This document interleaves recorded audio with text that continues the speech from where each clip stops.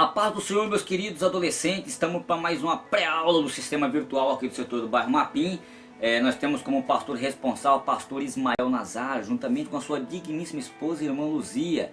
E nós temos como superintendente da Escola Bíblica Dominical o evangelista Valmir, juntamente com o evangelista Lauro. Eu sou o professor Claudine Santos. Estarei discorrendo com vocês um assunto importante, que é exatamente a lição de número 11, que é a lição dos adolescentes. Maravilha, hein? Então você já tem a sua lição aí, já passa a mão nela. E vamos estudar aqui combatendo um bom combate.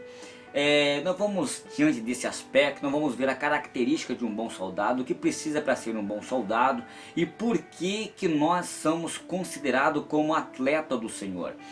Nós podemos observar em todos os contextos, nós vamos discutir esse assunto aqui que está em pauta, nós vamos observar que por que Paulo ele colocou nós como atleta de Cristo.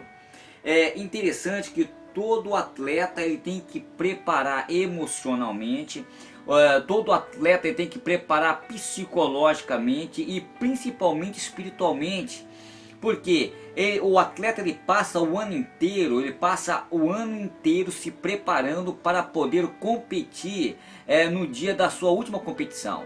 Por quê? Porque só leva o prêmio aquele que chega no final da vitória, ou que chega em primeiro estado da vitória, né? E a vitória, às vezes o prêmio ele tem primeiro, segundo e terceiro lugar. Paulo estava falando que nós como cristãos, nós temos que perseverar como atleta de Cristo, perseverar na oração, perseverar na vigilância espiritual, que isto é importante, nós não podemos deixar de vigiar, nós temos que estar vigiando constantemente, e quando a pessoa deixa de vigiar, inevitavelmente vem as consequências na vida espiritual, na vida de um adolescente, ou na vida de quem que seja, seja qual for o grau de idade, qual for o grau de intelectualidade, não importa. O que importa é que a vida tem que ser uma vida de perseverança na fé.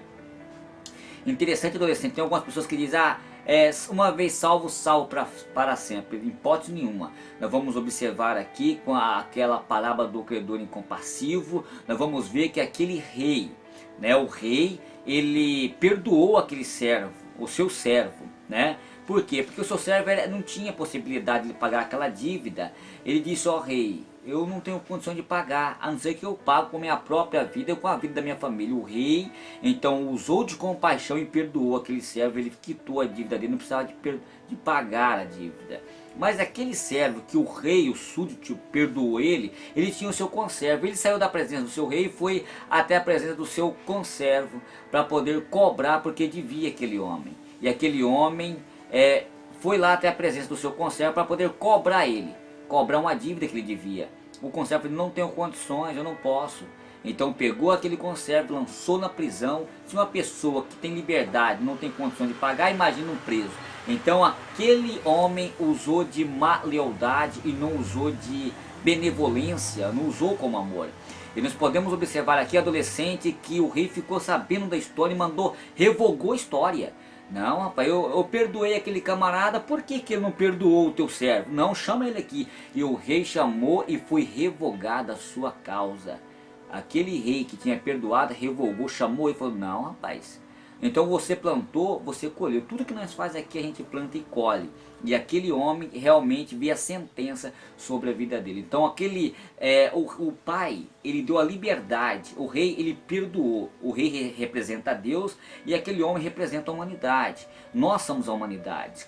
Se nós tivermos de obediência e perseverança na presença de Deus, com certeza Deus vai nos abençoar. Mas a partir do momento que nós achamos que estamos na presença de Deus, mas as nossas qualidades são más, os nossos adjetivos são maus, e aí o que acontece? Deus ele revoga, tá ok?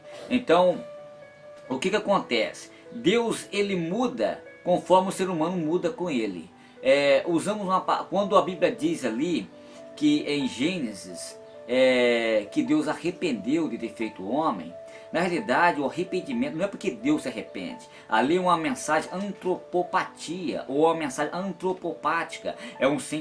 Ou seja, sentimentos humanos que é atribuídas a Deus. Então, Deus, essa figura de linguagem, ela vem demonstrar como que Deus ele fica tão triste quando a humanidade está em pecado. É claro que o nosso Deus é eterno, nada pega de surpresa, mas são algumas figuras de linguagem que nós viemos entender o nosso Deus eterno. Observamos em todo o contexto que Deus não destruiu Sodoma e Gomorra. Por quê?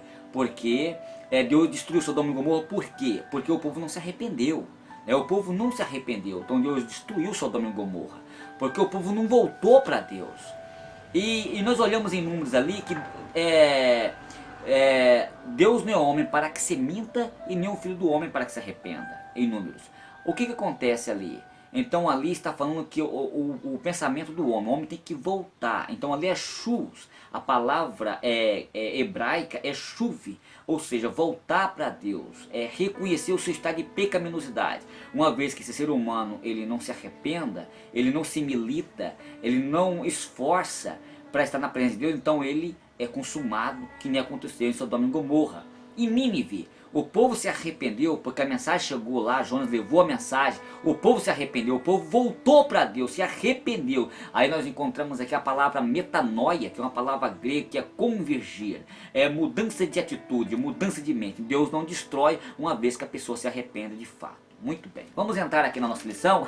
O assunto é bom, é maravilhoso, mas eu gostaria que você mergulhasse comigo aqui a luta do dia a dia. No tópico 1 aqui da nossa lição, adolescente, nós vamos ver aqui como apresentar na nova geração de líderes da igreja. Nós estamos aqui no ageração.com, onde as pessoas tanto se divertem. Hoje no século 21 nunca se tem tanto prazer em tantos querer saciar a sede humana como no século 21, através da internet, através de jogos, através de bosque, através de parques, enfim.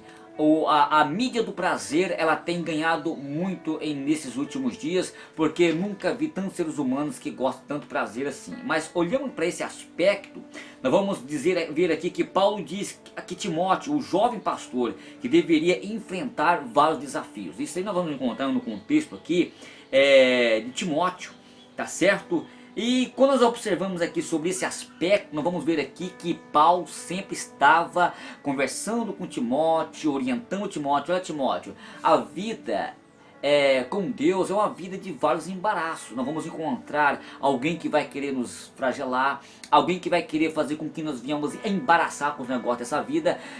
Na vida em Cristo nós vamos ter guerras espirituais, guerras travadas, Timóteo.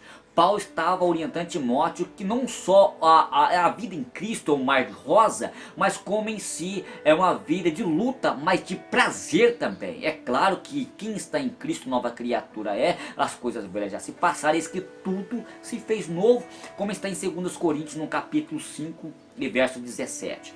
Paulo estava orientando este jovem. Timóteo era um jovem, muito jovem, e a sua idade era impossível de ele dirigir, de atrapalhar, mas Timóteo ele teve uma capacidade de Deus. Eu não tenho dúvida que Deus pode capacitar também nesta obra tão frutífera que é o ministério que Deus tem entorgado na sua vida. Qual o ministério que Deus deu para você? Qual é o dom que Deus deu para você? É o dom do louvor? Haja dedicação no louvor.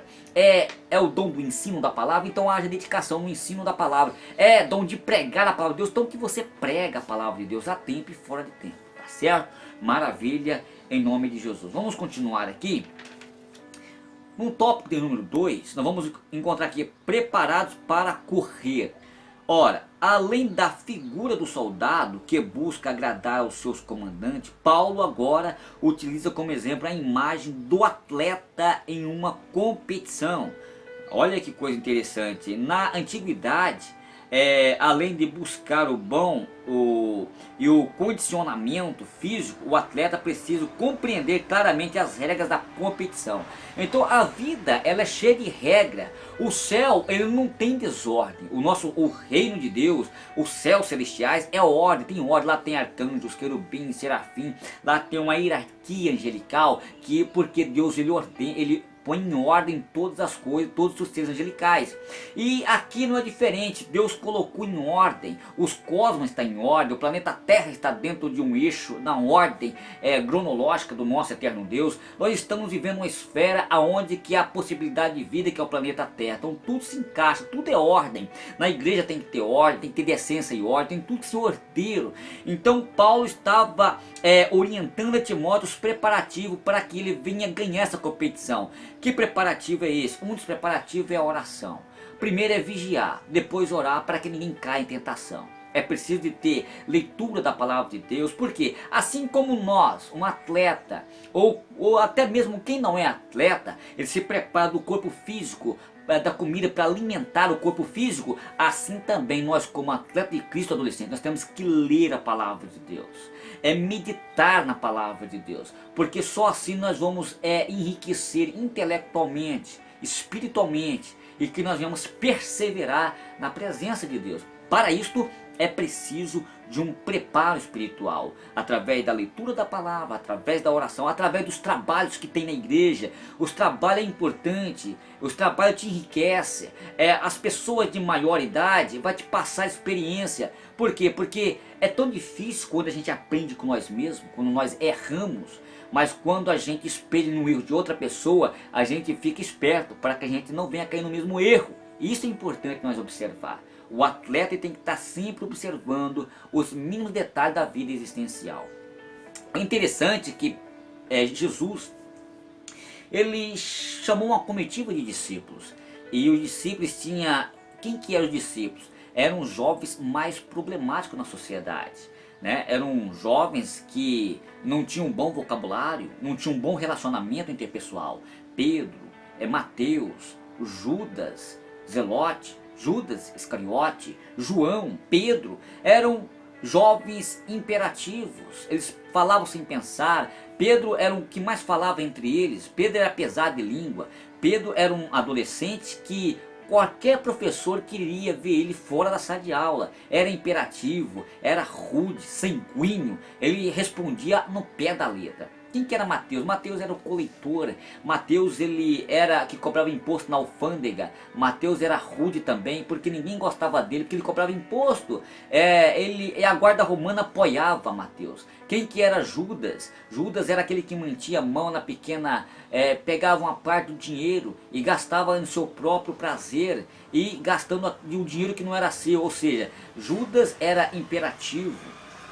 Era um dos mais intelectuais de todos os discípulos, mas porém Judas, o Iscariote que estou falando, que é o traidor, traiu a Cristo.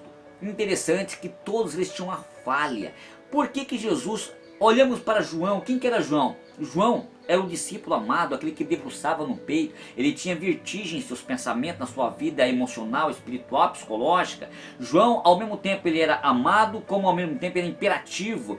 João, quando observou que a aldeia de Samaritano rejeitou a Cristo e os discípulos, João disse: Senhor, quer que nós levantamos as nossas mãos e oramos para que fogo caia e consome aquelas pessoas ali? Jesus repreendeu João. João era imperativo, ao mesmo tempo era amoroso, ao mesmo tempo era rude. E observamos aqui que para nós adolescentes, precisamos de ter uma vida lapidada, uma vida voltada para Deus, tá certo? Para isso, Jesus ele chamou a pedra, começou a trabalhar com as pedras brutas. Ele chamou aquele que não era nada, para se tornar alguém na sociedade. Jesus ele depositou toda a sua confiança naqueles jovens mais problemáticos, que deram muita dor de cabeça para ele, mas Jesus jamais decepcionou eles. Jesus jamais decepcionou nenhum deles. Jesus sempre o ajudou e estendeu a sua mão. E é o que Jesus faz por nós. Jesus nos ajuda no momento da fraqueza. Ainda que o trabalho que Deus nos colocou na nossa mão, nós estamos incapazes de realizar, Deus ele capacita, ele fortalece. E ele está te fortalecendo. Pode ter certeza disso. Muito bem. Vamos lá. Vaso preparado para toda a boa obra. Vamos ver agora uma terceira metáfora utilizada por Paulo para Timóteo na compreensão de sua grande responsabilidade. O apóstolo fala sobre as vasilhas e os vasos de uma casa em seu ensino. O apóstolo diz que em uma casa grande não existe somente vasilhas de ouro e de prata, mas também de madeira e de barro. Ou seja, o que Paulo estava querendo dizer aqui? Que a nossa vida é frágil. Ao mesmo tempo, por quê? Porque Deus depositou dentro de nós a essência, o Espírito Santo de Deus. Somos frágeis, somos, às vezes, naufragamos, às vezes em um psicóide espiritual, às vezes nós pensamos que não vamos conseguir, mas ao mesmo tempo nós estamos alegres, sorridentes, felizes. É a alegria do Espírito Santo que nos vem nos contagiar para que nós venhamos superar os obstáculos da vida. E observamos aqui nesse último tópico, vasos preparados para toda boa obra. Tá certo? Ou seja, vasos para fazer a diferença. Você é um vaso escolhido por Deus. Para tanto isto, persevera, adolescente. Fica na presença de Deus. Não reda o seu pé. Seja um atleta. O atleta, ele tem que perseverar até o fim. Tá ok? Se o atleta não romper a faixa, ele não ganha o seu prêmio. Nós só vamos ganhar o prêmio se nós perseverar. Se nós deixar de perseverar, nós perdemos o prêmio. Se nós deixar de buscar a Deus, se nós deixar de fazer a vontade de Deus, se nós voltar a pisar no cálice do Senhor Jesus, nós perdemos a salvação. Portanto, é preciso que nós estejamos fazendo essa diferença. Você foi escolhido para produzir frutos. Você foi escolhido para produzir obras. Você foi escolhido para fazer a diferença em uma sociedade corrupta como essa. Findo aqui a minha participação e até a próxima aula, que é a aula de número 12.